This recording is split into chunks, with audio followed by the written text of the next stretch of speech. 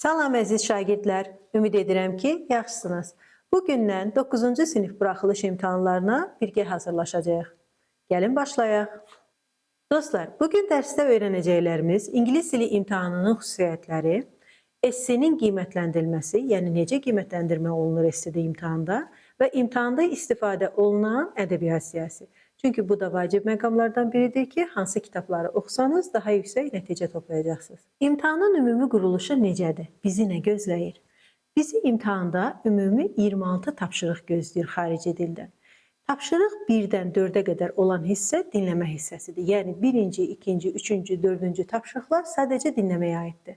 Onu da qeyd edeyim ki, dostlar, dinləmə bizim üçün 2 dəfə verilir. Hər ikisində öncədən xəbərdarlıq edilir və 1-ci və 2-ci dinləmənin arasında müəyyən fasilə verilir. Daha sonra 5-ci tapşırıqdan 12-ci tapşırığa qədər hamısı oxu tapşırığı nümunələridir. Yəni burada sizin oxu bacarıqlarınız yoxlanılır.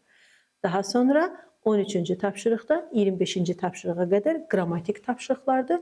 Müəyyən isim, sifət, feil, say və s. kimi nitq hissələrinə və ümumi qrammatikaya aid tapşırıqlar yerləşdirilir. Ən sonuncu tapşırığımız, yəni 26-cı tapşırıq isə yazı işinin qiymətləndirilməsi, yəni yazı işidir, essidir.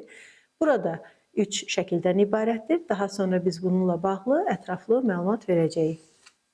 Dostlar, az öncə də dediyimiz kimi imtahanda 26 sual var. Bunlardan 1-ci sualdan 4-cü suala qədər olan hissəsi dinləməyə aid olan suallardır. Dinləmə sualları adətən tapşırıq 1-də, yəni 1-ci dinləmə sualında mətnin əsas mövzusu nədən ibarətdir, onu soruşur bizdən. İkinci sualda isə konkret faktların seçilməsi, yəni biz dinləyirik, orada müəyyən faktlar verilir və həmin faktları biz testdə seçirik. Üçüncü sual isə cümlə tamamlamadır. Yəni cümlənin müəyyən hissəsini dinlədiyimiz mətnə uyğun tamamlayırıq. Və dördüncü sual doğru və səhv ifadələrdir. Onu da qeyd edeyim ki, dördüncü sual özü də 4 testdən ibarətdir. Hər birinin cavabı true or false, yəni doğru ya da səhvdir. Bunu da biz dinləmə əsnasında diqqətlə dinləyərək yerinə yetirə bilərik.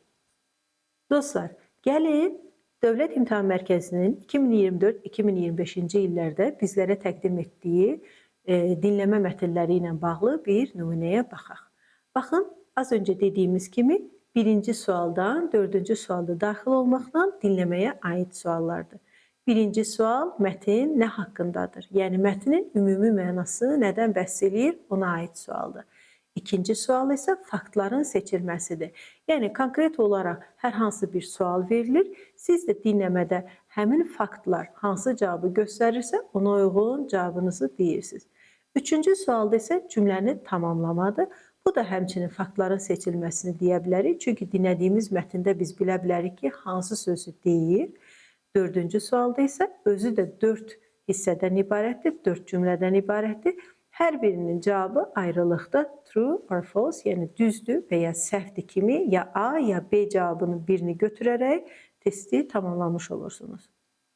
Dostlar, 5-ci tapşırıqdan 12-ci tapşırığa qədər olan oxu bacarıqlarına aid tapşırıqlardır. Bu tapşırıqlar özləri də 2 hissəyə ayrılır.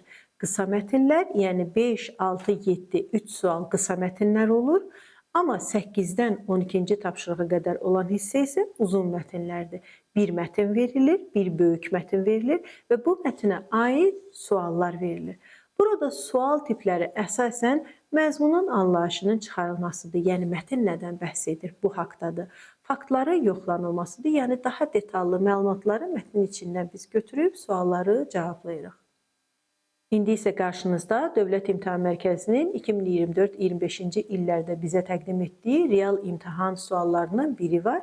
5-ci, 6-cı, 7-ci suallar qısa oxu mətnlərinə aiddir, yəni short textə aiddir və burada konkret olaraq məzmuna aiddir və hansısa cümlənin mənasından biz və ya ümumiyyətlə mətnin mənasından cavabını tapırıq. Onu da qeyd edeyim ki, dostlar, bu mövzular haqqında, hər biri haqqında ayrı-ayrılıqda biz sizlə daha sonra danışacağıq. Oxuda necə uğur qazanmaq lazımdır, essedə necə uğur qazanmaq lazımdır və dinləmədə necə uğur qazanmaq lazımdır. Bugün isə sadəcə imtahanın formatı ilə tanışlıqdır. Yəni həm 8-ci siniflər, həm 9-cu siniflər imtahana gedəndə qarşısında necə testlər görəcək? Biz sadəcə bu gün buna baxırıq. Amma növbəti dərslərimizdə daha detallı hər bir mövzu haqqında məlumatlandırma edəcəyim. Bu isə bizim böyük həcmli mətnimizdir. Gördüyünüz kimi 8-ci sualdan 12-ci suala qədər olan hissəni əhatə eləyir. Mətnimizi oxuduqdan sonra 8, 9, 10, 11, 12-ci sualları mətnə əsasən cavablayırıq. Yenə də burada baxırıq ki, daha doğrusu faktlara aiddir. Mətndə müəyyən faktlar verilir ki, o faktları biz mətnin içindən seçib düzgün və ya səhv cümlələrə ayırd edib bölürük. Mətn nə haqqındadır? Bundan bəhs eləyir. 10-cu, 11-ci, 12-ci suallarda isə daha diqqətli oluruq. Çünki 10-cu sual və 11-ci sual qapalı, yəni variantlı testlərdir.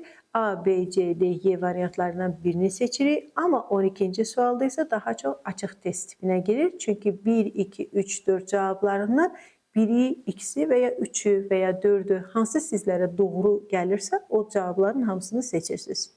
Dostlar, indi isə 13-cü sualdan 25-ci sualda daxil olmaqla olan hissəyə baxırıq. Burada qrammatik tapşırıqlardır. Biz əsasən görürük ki, artikla aid olan nümunələr var, əvəzliyə aid olan nümunələr var, cümlənin növlərinə aid olan, nitq hissələrinə aid olan nümunələr və zamanlara aid olan nümunələr vardır. Gördüyünüz kimi qrammatik tapşırıqların davamıdır. 20, 21, 22, 23, 24, 25-ci suallardır ki, hansı ki burada da sizin qrammatik bacarıqlarınız, bazanız yoxlanılır ki, siz 9-cu sinifə qədər və ya 9-cu sinifdə daxil olmaqla hansı bazaya sahibsiniz. Və nəhayət gəldik ən vacib məqamlardan biri, ən çox bizə bal verən suallardan biri olan 26-cı suala.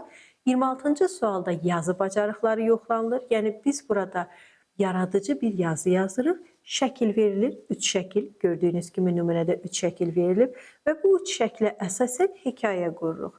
Təbii ki, dostlar, bir daha deyirəm, bu hekayəni necə qurmaq lazımdır, daha yaxşı nələrdən istifadə etmək lazımdır ki, çox bal alasınız. Bunu sonraki dərslərdə bildirəcəm. Bu isə sadəcə imtahanın ilk versiyasıdır, yəni nümunə imtahan kağızı ilə tanış oluruq ki, suallar necədir, ardıcıllıq necədir və biz xarici dildə bunu necə eləyəcəyik. Minimum tələb var burada, minimum 35 söz tələbi var. Yəni siz şəkillərə əsasən hekayə yaratsınız, amma 35 sözdən az olmasın bu hekayə və şəkil sayı da 3 dənədir. Yaxşı, deyə bilərsiniz ki, ay Günay müəllimə, bu şəkillərin hərəsinə aid ayrı-ayrı mı hekayə yazaq, yoxsa 3 şəkili birləşdirib bir hekayə mi yazaq? Bəli, dostlar, 3 şəkli birləşdirib bir hekayə yazsınız. Yəni məntiqi ardıcılığı pozmusunuz, ardıcıl bir hekayə qurursunuz. Dostlar, yaxşı, esseni yazdıq, yəni hekayəni yazdıq. Bəs bunu necə qiymətləndirirlər? Biz baxırıq ki, Dövlət İmtahan Mərkəzi birinci növbədə məzmuna, yəni tapşırığın yerinə yetirilməsinə diqqət edir. Daha sonra isə 3 şəklin məntiqi ardıcıllığına diqqət edirlər, yəni rabitə pozulmasın, şəkilləri bir-birindən ayrı salıb ayrı hekayələr yazmayaq. 3 şəklə aid sadəcə bir hekayə yazmaq lazımdır. Üçüncü məqamda isə qrammatikaya baxırıq. Burada biz diqqət eləyəcəyik ki, cümlə quruluşu, mübtəda xəbər və digər nitq hissələrinin yeri düzgün formada işlədilsin və nəhayət söz ehtiyatı. Təbii ki, siz çox sadə, bəsit sözlərlə öz essenizi yazsanız, bu sizə daha az bal verəcək. Amma 9-cu sinifə qədər olan səviyyəyə uyğun sözlərlə essenizi yazsanız, bu sizə ən yüksək ballardan birini verəcək. Yaxşı dostlar, deyəcəksiniz ki, ay müəllimə, bəs biz haradan hazırlaşaq ki, daha yaxşı nəticələr əldə edək? Əlbəttə ki, burada paylaşdığım Dövlət İmtahan Mərkəzinin əsas ədəbiyyat siyahisidir. Yəni siz məktəb kitablarının 5-ci, 6-cı, 7-ci, 8-ci, 9-cu sinif ingilis dili kitablarını yaxşı oxumaqla, təkrar etməklə, oradakı sözləri mənimsəməklə kifayətlənə bilərsiniz və əlbəttə əlavə ədəbiyyat siyahisi olaraq abituriyent jurnalından istifadə edə bilərsiniz, abituriyent vəsaitlərindən istifadə edə bilərsiniz, qiymətləndirmə tapşırıqlarından istifadə edə bilərsiniz ki, bunlar da sizin test yazma vərdişlərinizi artıracaq. Dostlar, bununla da bugünkü dərsimiz bu qədər. Növbəti dərsdə isə digər bacarıqları daha yaxşı necə öyrənərik, onlara baxacağıq. Amma sizin üçün maraqlı, ödənişsiz sınaqlar hazırlamışam. Sınaqları əldə etmək üçün aşağıdakı WhatsApp nömrəsi ilə əlaqə saxlaya bilərsiniz. Növbəti dərsdə görüşərik. Hələlik.